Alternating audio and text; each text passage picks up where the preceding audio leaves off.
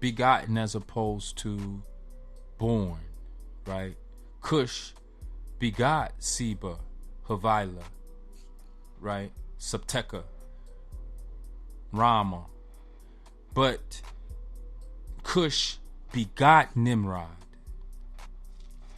And these are details that we overlook, right? These are details that we overlook. That's Genesis 10, 7 and 8, where it says the sons of Cush were Seba, Havilah, Sabta, Rama, and Sabteka. And the sons of Rama were Sheba and Dedan. Cush begot Nimrod and began to be a mighty one on the earth. He was a mighty hunter before the Lord. Therefore it is said, like Nimrod, the mighty hunter before the Lord.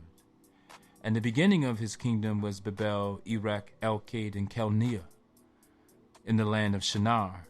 From that land he went to Assyria and built Nineveh, Rove, Berth, Ir, Calah, and risen between Nineveh and Calah, and that is the principal city.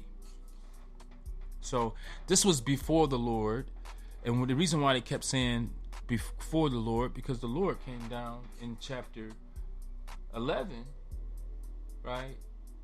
It says, the whole earth had one language and one speak, and it came to pass as they journeyed from the east that they found a plain in the land of Shinar, right? We just heard about Nimrod's first city he built was in the land of Shinar, right? And it says, and they dwelt there. Then they said to one another, come, let us make bricks and bake them thoroughly. They had brick for stone, and they had asphalt for mortar. And they said, come, let us build ourselves a city and a tower whose top is in heavens. Let us make a name for ourselves, lest we be scattered abroad over the face of the whole earth. So their concern was the diaspora, that they would be spread, and they wanted to make sure that they left something behind for the future generations to be able to know of their existence. And so this is the reason why what we call today in the tradition of the Greek language pyramids, right, are built in alignment to the star constellation, what we now call the Orion's belt. But they were communicating a different deity. At that time was called Sahu. And this represents the binary star system, right? The bright and morning star, which is Series A and Series B. And this is the reason why Christ said, I am, right, the bright and morning star, right? He said, I am the root and offspring of David. So he's trying to tell you that he's mixed race. The root is the hidden aspect of it, which is the father. Out of Egypt I call my son, right? The father aspect of it. And then the female, the divine female is, and he shall be called a Nazarene. So his mother was, you would call Hebraic. His father Egyptian, mother Hebraic. And then these two mixed and made one offspring, right? Which is the body of Christ, which is Christianity. All right. So the Genesis, or the basis of the foundation, the bronze aspects of the foundation, is African, is black, of the black lands. All right. But the face, right? It says his face was white. His face and his hair was white, right? I'm talking about Revelations. I think that's Revelations 2, right? 1 or 2. And what that's saying is that the face of power, the face of is white, but it's at the end of his age, right? His head and hair were white like wool, as white as snow, and his eyes were like a flame of fire.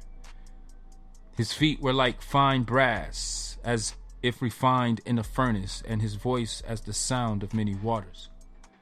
So that's mixed race. That's the foundation, the origins were of the brown skin, the bronze skin, the black lands, and the face is currently white, right?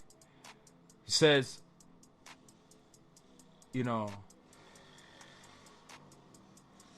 I am the root and the offspring of David, the bright and morning star. All right?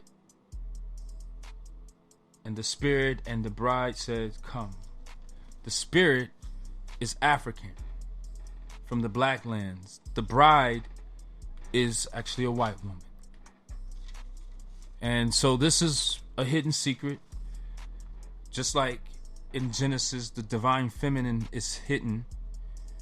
But in the New Testament, the divine masculine, the Spirit, the divine masculine is hidden. All right? So Jesus' father is hidden. And we know that he was begotten or adopted by Joseph. And they couldn't take him back into the land. He couldn't be born in his homeland because he would instantly be identified as a mixed race child. He would not have looked like the children where he was from. All right, so the foundation of Genesis takes place in Egypt, right? It begins really it's spelled out in chapter 12, right? When Abram leaves his land, fleeing famine, right? It begins, Genesis 12 says, get out of your country, from your kindred, and from your father's house, to a land that I will show you.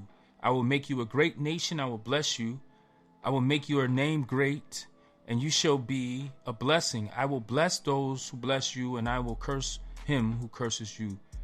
And in you all the families of the earth shall be blessed. So Abram departed as the Lord had spoken to him. And Lot went with him. And Abram was 75 years old when he departed from Haran. All right. The point that I'm trying to make is that, number one, the Lord is the one who separated or scattered the people in Genesis 11 about. Right? He's the one that says,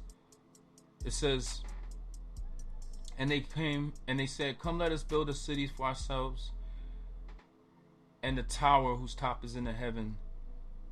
Let us make a name for ourselves, lest we be scattered abroad over the face of the whole earth. But the Lord came down to see the city and the tower which the sons of men had built. And the Lord said, indeed, the people are one, and they all have one language. And this is what they begin to do. Now, nothing that they propose to do will be withheld from them. Come, let us go down and there confuse their language. Originally, it was confound their language, that they may not understand one another's speech. So the Lord scattered them abroad from there over the face of all the earth, and they ceased building the city. Therefore its name is called Babel, because there the Lord confused the language of all the earth, and from there the Lord scattered them abroad over the face of all the earth. So this was the Lord of discord, the Lord of the red land, Seth. He caused confusion. He scattered them abroad. He causes them to cease building their city. In the original King James, it says that, and they left off to build the city. Because like it says in Genesis 10, right? Nimrod, verse 10, it says, and the beginning of his kingdom was Babel. This is what we're talking about. Iraq, Elkade, and Chaldea, in the land of Shinar. Right? So he's in the land of Africa, in the black lands. Now, it says, from that land he went to Assyria and built Nineveh, Roth Ir, Kala, and risen between Nineveh and Kala. Then it says Mizraim begot Ludim, Anamim, Lahemim, and Naphatim. It says Pathrism and Kalahim, from whom came the Philistines, all right, and Captorium. Then Canaan begot Sidon, his firstborn, and Heath. All right. We can keep going. And then it says, after the families of the Canaanites were dispersed, and the border of the Canaanites were from Sidon as you go towards Gerar, as far as Gaza. Then as you go towards Sodom, Gomorrah, Admah, and Zeboim, as far as Lasha. These were the sons of Ham, according to their families, according to their languages, in their lands, and in their nations. Now, a couple of Ham's family members were begotten, meaning taken.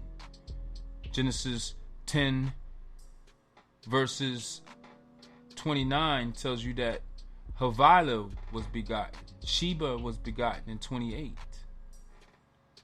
So these are details, obviously, that it's not often talked about. But the point of this specific aspect of the conversation is to identify is the Lord who it curses the Africans, the natives, the locals, right? He scattered them. He confused them. He changed their language. There's a reason why we're calling the pyramids Babel, all right? We call them pyramids, right? That's Greek. The word Mizraim was used instead of Kemet. Mizraim is a Hebraic, Aramaic name for the word Kemet, or Egypt, ancient Egypt. In chapter 11, so in chapter 10 is Mizraim. In chapter 11, Egypt is Babel. And then chapter 12, Kemet turns to Egypt. Now, before chapter 12, right, it was about the land of Cush, then Egypt. So this is the reason why, it started out in Genesis 2, Cush and Assyria. All right, you see the two nations. You see the nation of Cush, and you see the nations of Assyria. Now, in Genesis 10:6, you see the sons of Ham were Cush, Mizraim, Punt, and Canaan. Right? And then he goes in the sons of Cush first, right? Where Seba, Havilah, Septah, Ramah, and Septeka. All right? So what it's trying to tell you is first, it starts out in Ethiopia. It starts out Cush. Then from Cush comes Mizraim and Put. Right? And then from Mizraim, from Egypt, or from Kemet, comes Canaan. Because it told you, it just says, from Mizraim comes the Philippines, the Philistines, right? Genesis 10:14 tell you that the Philistines come from Mizraim, come out of Egypt, which is just natural when you look at the map, right? And these are the sons of Ham, which was one of the three sons of Noah. All right. So, Ham becomes eventually Abraham. And the reason why Abram becomes Ham is because he has a child with Hagar, the Egyptian woman. His firstborn son, Ishmael, is with an Egyptian bondservant, which should ring bells. She was a female servant. Just like in Genesis 12, verse 16, it says, and he treated Abram well for her sake. He had sheep, oxen, male donkey, male and female servants, female donkey, and camel. So they broke apart male and female donkey to incorporate male and female servants in between them, to include male and female servants with the other livestock of sheep, oxen, donkey, servants, and camels. So it's telling you in Genesis 12, verse 16, that the people were made into livestock. Abram had livestock, right? And he acquired livestock, all right? However you want to think. But this is how Hagar comes into the picture later on, all right? But it also says, but the Lord plagued Pharaoh and his house with great plagues because of Sarah, Abram's wife.